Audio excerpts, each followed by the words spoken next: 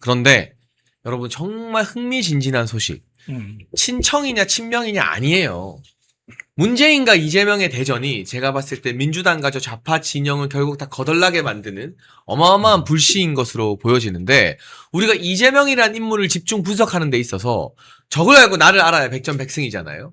그런데 이재명의 생애, 뭐 전과 많고 뭐 어릴 때 어땠고 이런 건 여러분 다 많이 보셨을 거예요. 그럼 도대체 이 이재명과 친명은 왜 이렇게 친문재인 세력과 사이가 안 좋고, 이들이 이 민주당의 어떤 권력을 놓고 어떤 역학관계로 다투고 아웅다웅하고 있는지 이걸 분석하고 알아야만 맞춤형 전략을 세울 수 있고 앞으로의 일들을 예측할 수 있다고 저는 보는데요. 오늘 일단 의미심장한 발표가 하나 있었습니다. 김민석 총리가 이제 좀 있으면 전당대회에 나오잖아요. 검찰 보안 수사권. 태극기나 잘 달고. 그러니까 태극기도 거꾸로 달고 가서 개망신 당하고 있는데, 이 검찰 보안 수사권 완전 폐지하겠다는 식으로 정청래 김어준한테 약간 손을 들어줬어요. 박사님, 이재명이 이거는 어떻게 해서든 일단 당권을 잡겠다. 그러니까 이재명이 지금 민주당을 자기 당으로 만들려고 검찰 보안 수사권까지도 내주고 막 이 당권이 아직 자기 게 아니라는 그런 피해의식에서 촉발된 이벤트 아닐까요? 좀 어떻게 보십니까? 여러 가지로 좀 재밌게 좀 상황이 전개되는 것 같은데요. 저는 문재인이가 정치판 입문하기 전에 한번 따로 밥을 먹은 적이 있어요. 아주 오래 전이겠네요. 아주 오래죠. 2002년입니다. 네. 그리고 이재명이랑은 성남시장 하기 전에 네. 밥을 한번 따로 먹은 적이 있어요. 네. 그 후로는 밥맛이 떨어져서 아예 만나질 않았는데, 그때 그 인상이 너무 또렷하게 아직 남아 있어요. 이 두 자가 아주 특징적이에요. 근데 아주 대조적이에요. 저랑 제가 문재인이랑 밥을 먹었는데, 문재인은 밥 먹는 동안에 처음에 만나서 저 문재인입니다 인사하고 난 다음에 다음에 또 뵙겠습니다 하고 인사하고 갈 때까지 말을 한마디도 안 한 것 같아요. 난 뭐하러 나랑 밥 먹으러 나왔나 잘 모르겠더라고요. 말이 없어요. 근데 의뭉해. 머리는 집단에는 막 돌리는데 말을 안 해요. 문재인이가 아마 그걸로 왜 아무 말 안 하고 있다가 맨 마지막에 여기가 대세다 그러면 그쪽으로 숟가락 타고 올리고 있잖아요. 심지어는 북한 인권 문제 유엔 결의안 그거 가지고서도 마지막까지 지는 한마디도 안 하고 있다가 숟가락 올리듯이 이렇게 하잖아요. 그러니까 문재인은 그런 자예요. 그런데 이재명이는 정반대 스타일이에요. 밥을 먹는데 밥 먹기 전에 앉아서 수인사 나누면서부터 끝나고 인사하고 헤어질 때까지 이재명이는 입이 쉬지를 않더라고. 입만 안 쉬는 게 아니야. 눈도 계속해서 돌아가. 그냥 계속 이렇게 하는 거예요. 정신이 좀 없고 분주하고. 그래서 이렇게 보면 막 잔머리 돌리는 게 보여요. 그 성격상으로도 둘이 상극이라는 거네요. 그렇죠. 네. 그래서 이재명이나 문재인이를 직접 어쨌든 겪었던 이 종북주사파 정치인들 있잖아요. 네. 김민석이든 정청래든 그렇죠. 가깝게 지낸 거 아닙니까? 네. 이 자들이 이런 문재인 캐릭터와 이재명 캐릭터를 모를 리가 없어요. 그러면 통상적으로 두 캐릭터 아주 상반된 두 캐릭터가 있을 때 누가 조금이라도 더 겁이 납니까? 어떻게 생각하십니까? 글쎄요. 문재인이가 더 겁나는 거예요. 말이 없고 이자는 의문하니까. 속을 모르겠다. 속을 모르겠다. 근데 그게 뒤에서 무슨 짓을 할지 모르겠다. 아무 생각 없는 것일 수 있는데 어쨌든 근데 아무 생각이 없진 않거든요. 그러니까 같이 함께 하는 사람들의 생각들도 또 있겠죠. 굉장히 흉측한 거예요. 네. 무슨 암수를 쓸지 모르는 거예요. 네. 근데 이재명이는 막 보이는 게 거의 다야. 네. 별로 이재명이는 겁을 안 내요. 그러니까 지금 이재명이 딱 하는 걸 보면, 네. 저는 이재명의 생애를 보면 목적을 위해서는 수단과 방법을 안 가린다. 네. 근데 그 목적이 뭔지 너무 투명하게 보이는 것 같거든요. 그렇지. 그래서 지금 공소 취소 수단과 방법 안 가리는 거잖아요. 수단도 당권 너무 먹으려고. 투명해. 네네. 예. 그게 보이는 게 다르니까. 그러니까 사람들이 이재명이를 별로 겁을 안 내요. 그러면 자, 지금 김민석이는 이재명이 밑에서 총리 시켜주니까 하다가 나오는 거 아니에요. 네, 그렇죠. 나오면서 보안 수사권 얘기를 했잖아요. 전면 폐지 쪽으로. 이재명과 정반대되는 얘기를 했잖아요. 그렇죠. 이 얘기는 뭐냐면 이제 너하고는 볼 일 끝났다는 거예요. 나 일단 내가 당대표 돼야 된다. 예, 그렇죠. 그러니까 김민석이는 이미 김민석의 지정치, 잠깐 동안 숨겨놨던 김민석의 자기 정치를 시작하는 거예요. 이미. 그러니까 김민석이한테 이재명이는 그냥 여러 변수 중에 하나예요. 내가 모셨던 분 이런 거 아니에요. 네. 겁이 안 나는데요, 뭐. 그래서, 이재명이가 뭐 말은 거칠고 막 표독스럽고 막 흉악하고 막 한 짓을 보면 막 어떻게 자기 친형한테 자기 형수한테 막 이렇게 돼 있지만 그게 다라고요. 그러니까 사람들이 이재명에 대해서 겁을 안 낸다니까. 근데 문재인이 저거는 뭐 숨기는 게 많고 뭐 뒤로 감춰놓은 게 많은 것 같아요. 출생의 비밀부터 해가지고, 저건 좀 겁나는 거지. 그래서 이재명이하고 문재인이가 만난다? 아마 한 시간이고 2시간이고 관찰을 누군가가 해보면은 제 말씀이 어떤 건지 아실 거예요. 내내 떠드는 건 이재명인데 실제로 챙길 거는 문재인이가 챙길 거다. 7월 1일에 두 사람이 정격 오창회동을 한다고 오늘 청와대에서 발표를 했습니다. 네. 이게 아마 김어준이나 유시민이 최근에 이재명을 막 때리잖아요. 그 지지율 떨어지는 건 네가 친문이랑 조국 홀대해서 그렇다라고 하니까 발등에 불 떨어진 이재명이 겉보기로는 나 문재인이랑 잘 지내 화해하는 걸 보여주려고 만나는 것 같은데 실상은 전혀 다른 속내 아니겠어요? 그렇죠. 아니 이제 원하는 그림은 이재명이 원하는 그림은 그런 것이고 이재명이 나의 이해관계에 방해가 된다라고 생각하는 친문 세력 입장에서는 그런 부분을 허용해주고 싶지 않을 겁니다. 그리고 그 만나는 자리에서 만일 이제 독대를 하냐, 비공개 대화가 있냐, 뭐 이런 상황들이 있다면 거기에서 사실 핵심적인 대화가 나올 것이고 그 핵심적인 대화는 외부로 이제 공개되지는 않을 겁니다만 그런 대화가 있다라면 문재인이 원하는 건 아주 명확합니다. 정청래 당선을 위해서 돕겠죠. 그런 방향성일 겁니다. 그걸 위한 어떤 뭐 조건 제시를 하거나 의견 제시를 하거나 하겠죠. 거기에 이제 시선이 집중되어 있는 동안에 지금 말씀하신 것처럼 김민석이 어떻게 보면 또 철새 짓을 할 가능성을 사실 드러낸 거예요. 이게 당장 지금 이 전당대회 그 입장을 취하는 게 유리하다라고 판단해서 했을 수도 있고 그것 이후의 상황은 또 다르게 또 대처하면 된다라고 생각할 수도 있어요. 그런데 한 번 철새는 영원한 철새잖아요. 한번 배신해 본 사람 계속 배신합니다.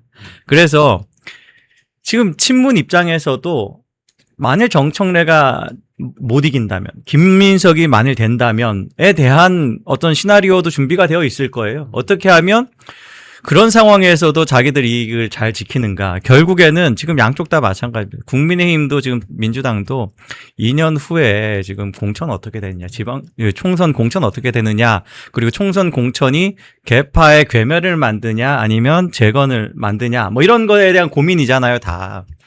그 과정에서 저는 아무리 생각해도 이재명 원하는 그런 상황이 펼쳐질 것 같지 않아요. 그러니까 바로 그 점 우리가 오늘 한번 분석해 보자고요. 그러니까요. 박사님, 이재명은 거의 제왕적 수준의 당대표 연임을 했잖아요. 민주당에서. 그리고 대통령이 어쨌든 됐어요. 탄핵 이후에. 그럼에도 불구하고 이렇게 빠르게 저는 집권 1년 차에 대통령 권력이 흔들거리고 김어준, 유시민 같은 사람들이 대놓고 경고를 날려버리고 현직 대통령한테 어떻게 보면 조롱을 당하고 있는 거고 정청래도 하루는 이재명 깠다가 하루는 띄워줬다가 갖고 놀고 있는데 이렇게 이재명이 당대표 2번에 대통령까지 했음에도 불구하고 민주당 내에서 뿌리를 내리지 못하는 치명적인 이유가 있는 건가요? 있죠. 네. 원래 뿌리가 없으니까. 원래 뿌리가 없으니까. 예. 근본 없는. 더불어민주당 좌파는 뿌리가 2개 또는 3개거든요. 첫 번째 뿌리는 DJ 뿌리예요. 두 번째 뿌리는 좌파 운동권 뿌리예요. 세 번째 뿌리는 뭐 굳이 뿌리라고까지 할까? 곁뿌리, 뭐 노무현 뿌리. 이거란 말이에요. 그 이재명에는 이 3개 어디에도 끼어들어 있지를 못해요. 예. 그러니까 원래 뿌리가 없이 그냥 기생하다시피 해서 여기까지 온 거예요. 그런데 말씀하신 그 대목 있잖아요. 당대표 두 분 할 때 막 제왕적 대표처럼 막 칼을 휘둘렀다. 그거는 그야말로 이 대안부재 상황이었던 거예요. 문재인이가 지한테 덤벼든 것들이 이상하게 하나씩 다 제거가 돼 버렸어. 안희정이 제거됐죠. 박원순 날라가고. 박원순이 이상하게 제거됐죠. 네. 그러니까 이재명이도 사실은 그때 좀 고생했지만 어쨌든 간신히 살아남았어. 희한하게 그 대장동 세력과 손을 희한하게 잡았어. 살아남았죠. 네. 그리고 난 다음에 문재인이가 이제 없어지니까 이재명이 말고는 대안이 없는 거예요. 무주공산이 돼버린 네. 거예요. 그런 상태에서 이재명이는 좌파 것들 눈에는 이게 미래 권력처럼 보일 거 아니에요. 그러니까 납작 엎드린 거예요. 맞아요. 그래서 무자비한 학살을 해도 저항할 방법이 없었어요. 그래서 그냥 당한 거지, 속절없이. 대안이 없었고. 네, 속절없이 당한 거지. 그래서 이재명이한테 당한 세력이 DJ 똘마니들, 그다음에 좌파 운동권 똘마니들, 그리고 노무현 똘마니들이 다 당해버린 거예요. 그리고 이재명이한테 고개 숙인 자들만 살아남았어. 그러니까 요 상황까지 보면 그야말로 이재명이 전일적으로 이 더불어민주당을 지배하는 것처럼 보였어요. 그런데 이자가 워낙 뿌리가 없는 자야. 그래서 대통령이 된다는 건 뭐냐면 대통령 된 그다음부터 다 이틀째부터 레임덕이 시작되고 과거의 권력화 된다는 거 아니에요. 권력이 그렇죠. 조금씩 줄어들죠.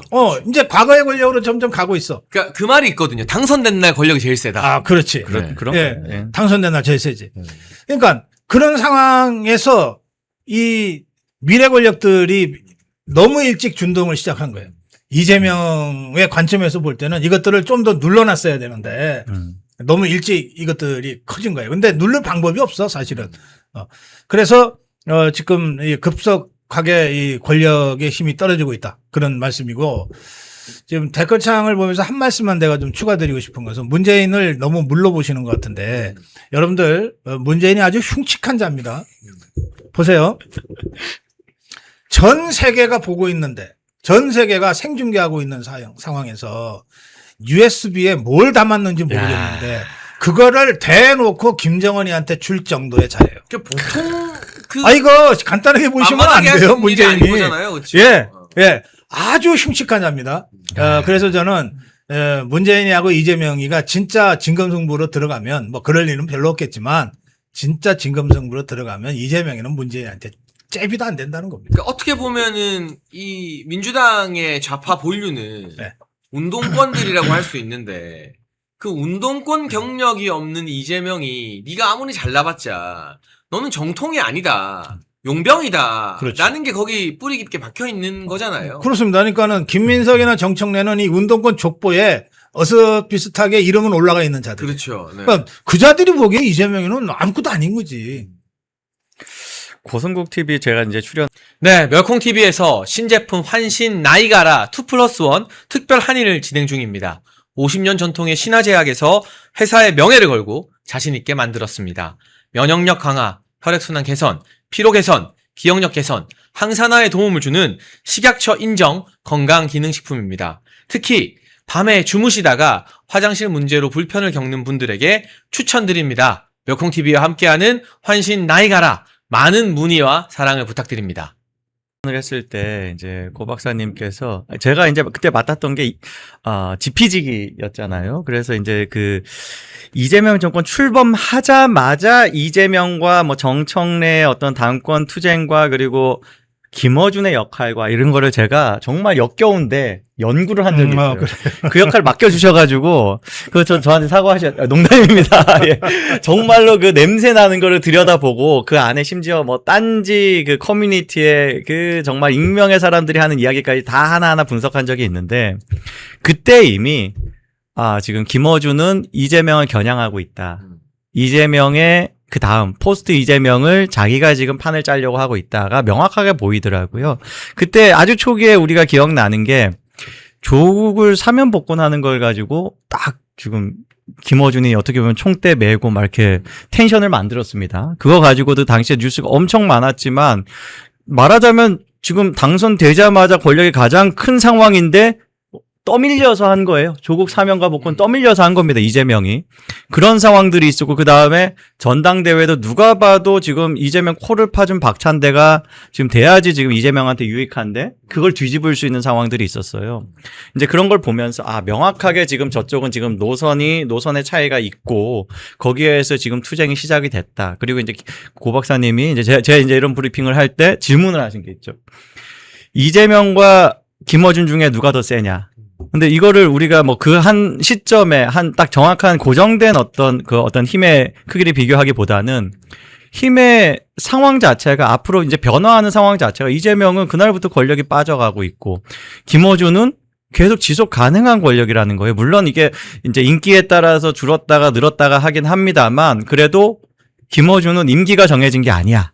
이런 상황에서 이재명이 훨씬 더 불리한 입장일 수밖에 없는데 이걸 타개할 수 있는 방법은 이재명이 이 사람들을 다 자기 우군으로 품고 갈 수 있는 혹은 자기가 포섭할 수 있는 그런 상황이 돼야 되는데 그게 아예 안 된다.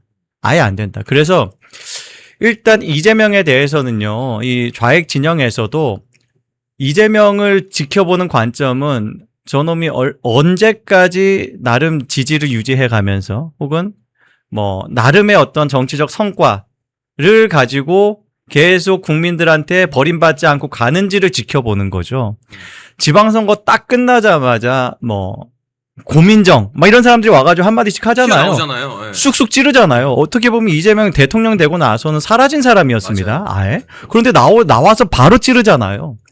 이게 시작이고 앞으로 더 많이 찌릅니다. 더 많이 싸울 수밖에 없어요. 그런 측면에서는 김민석도 결국에는 그러니까 우리가 이 정치를 볼 때 어떤 카르텔이라든가 집단도 보지만 개개인의 이해관계도 봐야 되잖아요. 김민석도 결국에는 이재명을 찔러야지 자기가 살아남는 혹은 자기가 그 다음에 가지고 있는 야망을 채울 그런 경로로 가는 그 선택 기로에 놓이면 무조건 이재명 찌릅니다. 예. 그러면 박사님 이쯤에서 네. 이재명과 문재인이 7월 1일에 만나서 일단 약간의 봉합 내지 뭐 타협을 본다고 해도 이재명의 권력이 추락하면 오케이님 전망대로 그 이전에 문재인은 어떻게 보면 퇴임 이후에 지금까지 저러고 있는 게 참 이해가 안 되지만 지켜줄 친위 세력이 국회의원을 떠나서 뿌리 깊이 있었던 건데 이재명은 뿌리가 없으니까 더 비참한 어떻게 보면 정치적 몰락을 맞이할 수도 있는 거네요. 민주당과 좌파 진영들 내부에서. 네, 물론이죠. 죄송해요. 그러니까 문재인은 퇴임 후 안전장치를 굉장히 다양한 수준으로 만들었어요. 그렇죠. 네. 꽤 공을 들여서 만들었어요. 네. 그래서 일부에서는 윤석열 대통령도 문재인의 퇴임 후 안전판 중에 하나로 문재인이가 구상한 것 아니냐. 뭐 그런 얘기를 할 정도였습니다. 실제로 우리 자유파 국민들이 굉장히 아쉽게 생각하는 부분 중에 하나가 윤석열 대통령이 왜 문재인 이재명을 좀 전격적으로 사법 처리를 하지 못했느냐 이거 아닙니까? 물론 그 책임의 99%는 한동훈에게 있는 거죠. 한테 있는 겁니다. 대통령이 직접 수사권을 행사할 수가 없잖아요. 그래서 대통령의 의지를 받아서 그런 이 거악을 척결하라고 하는 것이 법무부 장관이거든요. 그 일을 잘할 거라고 생각해서 한동훈이한테 법무부 장관을 맡겼는데 이자가 배신한 겁니다. 그렇죠. 이 한동훈이가 배신했고 한동훈이가 추천해서 검찰총장이 된 이원서이가 배신한 겁니다. 하여튼 그런데 그럴 정도 이야기가 나올 정도로 문재인은 퇴임 후 안전에 대해서 굉장히 그 준비를 많이 했어요. 그리고 퇴임 후에 지가 어떻게 국민들과 다시 만날 것인지를 고민해가지고 평산서적 같은 것까지 만들었어요. 어떻게 보면 굉장히 치밀하게 자기 퇴임 이후를 준비한 거네요. 치밀하다니까. 네. 그 중에 하나가 이제 공수처 만든 거잖아요. 공수처 만든 과정을 보십시오. 패스트 트랙 해가지고 정말 말도 안 되게 밀어붙였잖아요. 그거 하기 위해서 그 군소정당 꼬시려고 선거법 개정까지 준연동형 비례제라는 걸 미끼로 해가지고 끌어들여서 지금 공수처 만들어서 자기 관련된 사건은 공수처로 이첩하게 만드는 그런 구조를 만들었던. 근데 이재명이는 집단에는 이재명 스타일로 퇴임 후 안전판을 확보하기 위해서 1년 동안 내내 그 짓만 한 게 있어요. 공소취소. 근데 그건 이제 안 될 것 같아요. 그렇죠? 이거는 근데 아무런 명분도 없고 국민 누구도 공감하기 어려운 이 안전판이거든요. 그러니까 이 안전판 만들려다가 이재명이 죽게 돼 있는 거지. 예, 그런 점에서도 이 문재인이하고 이재명이를 단순 비교하자면 문재인이가 몇 단계 위급이다. 저는 그렇게 보는 거예요. 저희가 오늘 이재명을 분석하면서 과거보다는 현재 진행형 그리고 미래에도 문제가 될 이재명과 문재인의 관계에 대해서 좀 짚어봤는데요. 이거는 7월 1일에 둘이 만나면 굉장히 재밌는 장면과 메시지들이 많이 나올 것 같거든요. 이 좌파 세력의 분열을 우리가 파악하기 위해서라도 지속적으로 좀 관심을 가지고 추적해야 될 주제가 아닌가 싶습니다. 그리고 결국 어떻게 보면 보수의 아픈 역사, 친이와 친박의 갈등 이런 것 때문에 우리가 힘들었던 것 이상으로 저 민주당 좌파 진영이 친명과 친문의 갈등으로 오랜 암흑기에 빠지지 않을까 하는 전망을 조심스럽게 해봐도 될 것 같습니다. 박사님 오늘 1시간 동안 많은 이야기 나눠봤는데요. 시청자분들께 또 정리하는 말씀 한번 부탁드립니다. 네. 제가 올림픽공원을 되게 자주 나가서 함께 나눔도 하고 그러는데, 올림픽공원을 갈 때마다, 느끼는 것 중에 하나는 정말 지금도 한 10,000명 가까이 모여 계시죠. 네. 수많은 분들이 거기 오시잖아요. 그리고 거기서 거의 새끼를 해결하시잖아요. 그런데 너무 깨끗해. 깔끔하죠. 시민의식이 맞아요. 대단한 네. 거예요. 제가 어제 소빵, 네. 소시지 핫도그 이제 나눔을 하고 있는데 한 1시간 반 정도 했어요. 1시간 반 하는 사이에도 거기 자원봉사 하시는 분들이 있어요. 청년들. 이분들이 2차례나 와가지고 쓰레기 쌓인 거를 그냥 수거해서 가요. 진짜 대단하다. 그래서 분리수거 쪽으로 가서 분리수거 하는 거예요. 감동적이다. 그러니까 그런 분들이 계시기 때문에 지금의 올림픽 공원이 자유롭고 안전하고 깨끗하게 유지되는 거거든요. 자원봉사. 근데 그분들도 지금 3주차 됐기 때문에 지칠 거예요. 굉장히 지쳐 있어요. 힘들고. 그리고 그분들 중에 꽤 많은 분들은 거기서 계속 며칠째 노숙하면서 그 활동을 하시거든요. 밤에도 그분들은 일을 하시니까. 그래서 우선 자원봉사를 올림픽공원에 나가시는 분들이 1시간이라도 좀 일을 거들어 주셨으면 좋겠어요. 네. 그 자원봉사 지금 막 3주째 하고 계신 분들도 처음에 출발은 올림픽공원에 내 잃어버린 도둑맞은 참정권 찾으러 가야지 나왔다가 상황을 보고서 아이고 이거라도 거들어야지 해서 자원봉사 하신 분들이에요. 그러니까 여러분들 올림픽공원에 나가시는 여러분들과 똑같은 시작에서 자원봉사를 하셨으니까 오늘부터라도 올림픽공원에 나가면 나도 한두 시간은 좀 자원봉사 같이 거들고 와야 되겠다. 그렇게 좀 해주시면 좋겠어요. 거기에 자원봉사 부스가 여러 군데 있거든요. 어느 부스를 가시든지 가셔서 저 봉사 같이 할게요 하면 돼요. 무슨 시험 보는 것도 아니고 자격증 따지는 것도 아닙니다. 그냥 누구나 다 그렇게 해서 자원봉사 함께 하실 수 있으니까 함께 해주시기 바라고. 두 번째는 물품이 절대적으로 부족해요. 겉으로 봐서는 막 넘쳐나는 것 같지만 매일 후드트럭이 대여섯 대씩 오고 하지만 거기에 워낙 많은 분들이 왔다 갔다 하시기 때문에 아무리 많이 후원품이 답지해도 여전히 물품이 부족합니다. 예, 그래서 올림픽공원에 직접 가셔서 함께 하시는 것이 제일 좋지만 그게 여러 가지로 어려우신 분들은 올림픽공원에 자원봉사단 쪽에다가 연락을 하셔가지고 물품 후원이라든지 이렇게 마음을 함께 좀 모아주시면 좋겠다는 말씀 좀 드리고 싶습니다. 너무 중요한 말씀이셨습니다. 오케이님 또 시청자분들께. 예, 저도 마찬가지로 네. 지금 올림픽 공원에 공간적으로 또 마음으로 함께 하고 있는 모든 애국 시민들 존경하고 감사한다는 말씀 정말 드리고 싶습니다.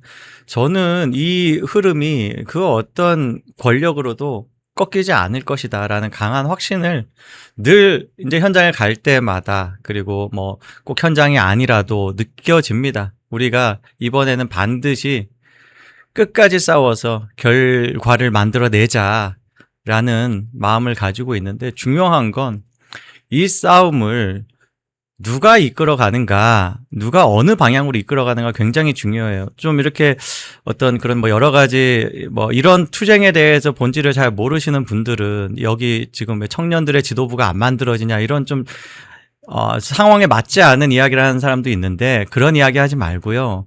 이 싸움을 이 현장에 모이고 있는 애국 시민들의 그 현장에서의 싸움과 그리고 제도권의 싸움을 하나로 엮어서 가고 있는 사람이 있습니다.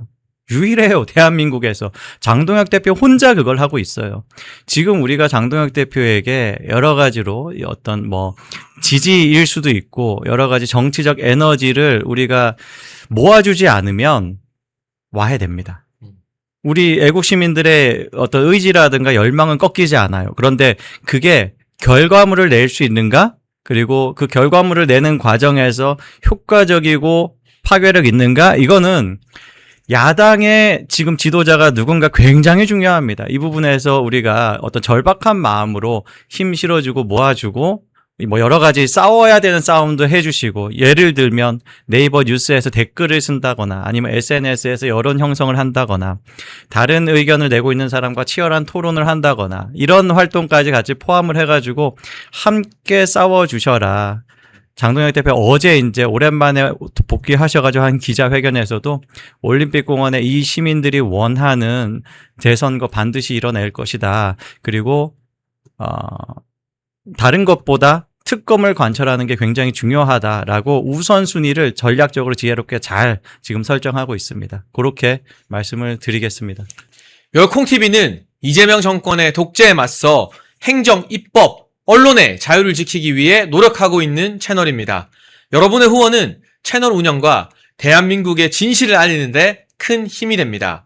우리의 자유와 미래를 지켜갈 수 있도록 멸콩천사에 가입해 주시고 멸콩TV를 응원해 주십시오. 가입 및 후원을 원하시는 분들은 아래 배너의 전화번호나 댓글 링크로 문자 또는 가입 신청해 주시면 멸콩TV 더 좋은 출연진들과 함께 항상 좋은 방송을 만드는데 큰 도움이 되겠습니다. 멸콩천사 후원 가입 많은 관심 부탁드립니다.